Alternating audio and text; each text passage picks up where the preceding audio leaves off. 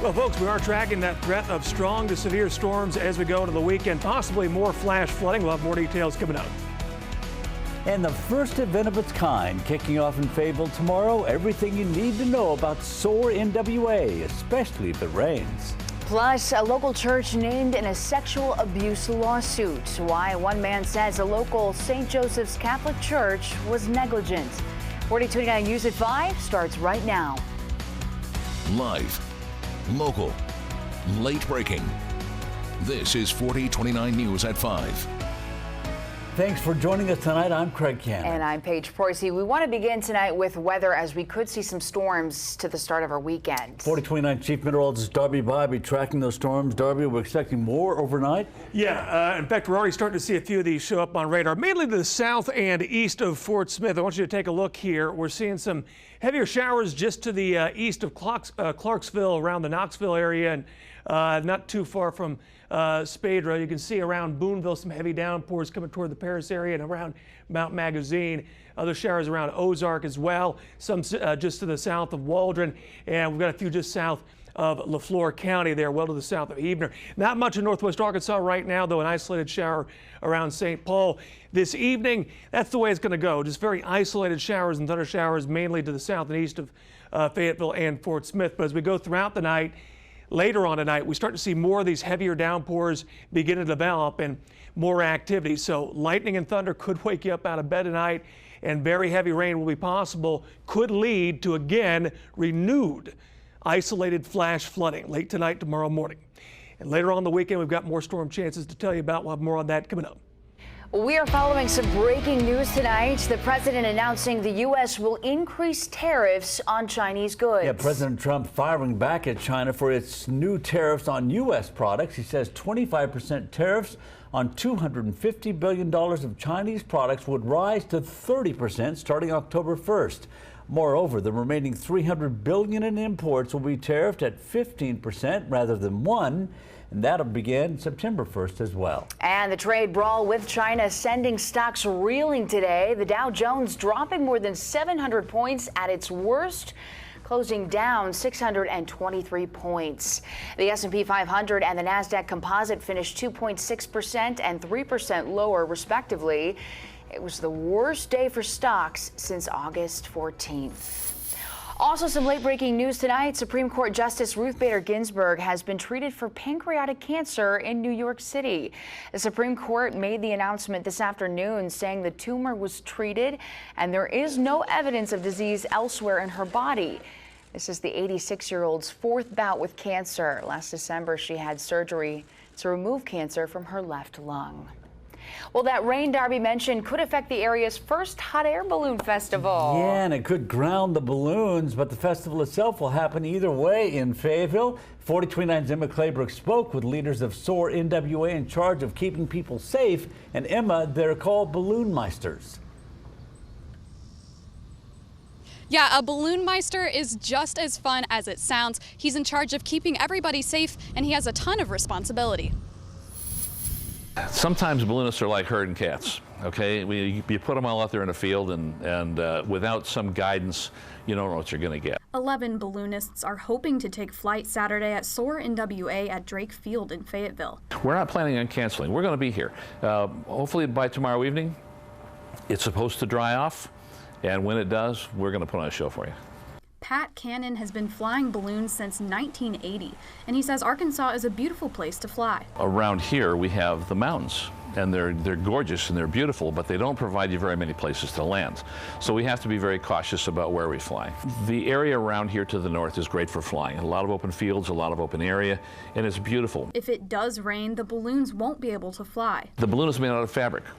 Fabric absorbs water. So if you're flying in rain, the balloon is going to get heavier and heavier and heavier. But if it rains, you can still see the inflated balloons on the ground. Cannon loves his job, and he says the most important task he has is to keep the public safe. My responsibility here is to make the call.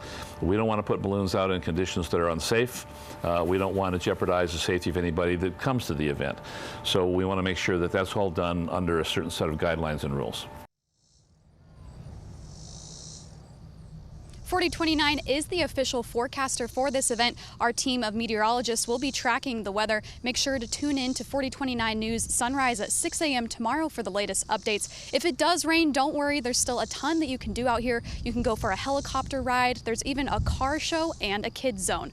Reporting live in Fayetteville, Emma Claybrook, 4029 News. Okay, Emma, the festival kicks off tomorrow morning at 7 a.m. It runs till 10 p.m. Now, all hot air balloon flights are weather permitting. Even in perfect weather conditions, balloons are only permitted to fly before 10 a.m. and then after 6 p.m. General admission tickets start at $10 for adults and $5 for kids 10 and under.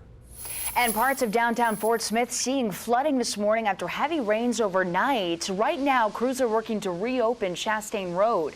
We spoke to the Crawford County Emergency Manager earlier today. He says crews are still working to get the road open after significant flash flooding 2 weeks ago. Luckily, he says that recent storms should not affect the river levees. Well, flash flooding thankfully is not affecting our river levees. This is more of a localized event. We had significant flash flooding 2 weeks ago. And actually, we just now got we still had one road that was closed, working on a bridge, Chastain Road. And we're in the process of getting it back open, and here we are. We've been hit again today with more flash flooding. Old Graphic Road is also still closed. It was washed out 2 weeks ago, as you see here. New tonight, the Diocese of Little Rock and a Northwest Arkansas church are being sued. An unidentified person alleges both were negligent for allowing a priest to sexually abuse him. The lawsuit filed by John Doe 201 claims that he was sexually assaulted when he was a teenager by priest Joseph Carenti. Now, Carenti died in 2002 and was among a dozen members of the clergy identified by the Little Rock Diocese and who had credible or substantiated claims of abuse against them. The lawsuit seeks unspecified damages from the diocese and St. Joseph's Catholic Church in Taneytown. New details in the deadly Interstate 49 accident. A police affidavit reveals that the suspect, Randy Perea, ran from the scene and then asked a friend to pick him up at a gas station. That woman at first told police that she was the driver, but retracted the statement after police told her details of the accident. Perea is charged with negligent homicide for the death of Rick Schwillinger. The woman was arrested for hindering apprehension or prosecution. She was not named in the affidavit. Tonight, we're also learning new details in the murder of a University of Arkansas graduate in Dallas. We're learning that it was likely random. On Monday, 22-year-old Sarah Hudson was robbed, shot, and then her car was set on fire in Dallas. 49-year-old Glenn Richter was arrested after police say that his fingerprints were found in Hudson's vehicle. He is now charged with capital murder. Thursday night, friends and family gathered for a candlelight vigil to remember Sarah. They say the world is a sadder place without her. Some of her family and friends are here. It's really sad to hear, their loss and their side of things. She was, a sweet, caring person, just like any other youthful 22-year-old. So it's very sad. Hudson was celebrating her 22nd birthday the day that she was killed. She graduated from the University of Arkansas in May. Work to recover the barges that hit the Webbers Falls Lock-in Dam was postponed today due to the weather. The barges broke free and slammed into the dam in May during the severe flooding we had then. The Army Corps of Engineers is helping by lowering the water level to make the recovery easier, hopefully. Now, the work is expected to be done by next week, but no day or time has been set. Right now, the Roots Festival is happening in Fayetteville, rain or shine. Organizers say they'll continue to watch the weather throughout the weekend. Last night, they ended up actually moving some outdoor events inside to the Fayetteville Town Center. Now, tonight, there's a couple of indoor concerts you can enjoy. Jesse Dean and company are playing at Georgia's Majestic at 6. And there's also live music scheduled at Kingfish Dive Bar and Maxine's Tap Room. And the annual Frisco Festival kicks off in downtown Rogers tonight. The fun started at 5 o'clock, so just a few minutes ago. There's live music, a kids zone, food, and craft vendors, as well as more. This is the 35th year for Frisco Festival, and it runs through tomorrow. New tonight, at least one potential grocer has expressed interest in opening a grocery store in downtown Fort Smith. A business group confirmed that an unnamed grocer reached out to her to find out more about the people and the needs of those downtown. Richardson says that she gathered information from people who work and live downtown to see what they would like to see in a grocery store in that area. Also new tonight, Walmart says it's working on a resolution with Tesla. This after Walmart sued Tesla for installing rooftop solar panels that caught fire.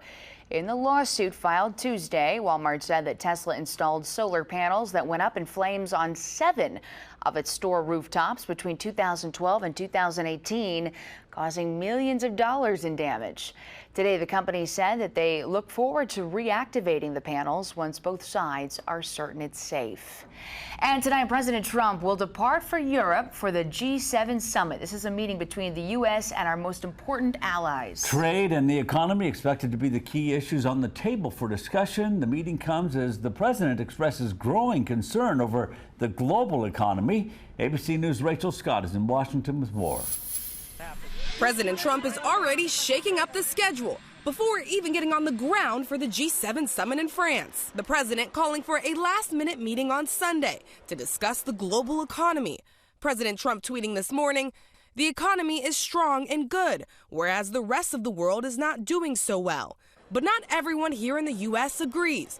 Fears of a looming recession continue to grow, in part due to an ongoing trade war with China. I don't see a recession. I mean, the world is in a recession right now.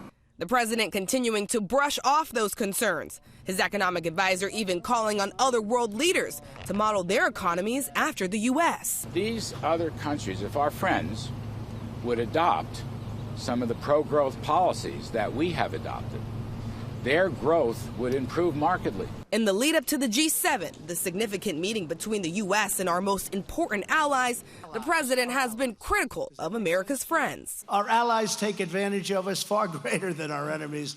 While offering up his support for Russia, who was booted from the meeting for their aggression in the Ukraine. I think it would be a good thing if Russia were there so we can speak directly, not have to speak all the, by telephone and other things. And now yet another battle in this ongoing trade war with China. President Trump announced the next round of tariffs on Chinese goods would start September 1st. Well, now China has responded in retaliation, saying it too will now impose tariffs on American goods starting the same day.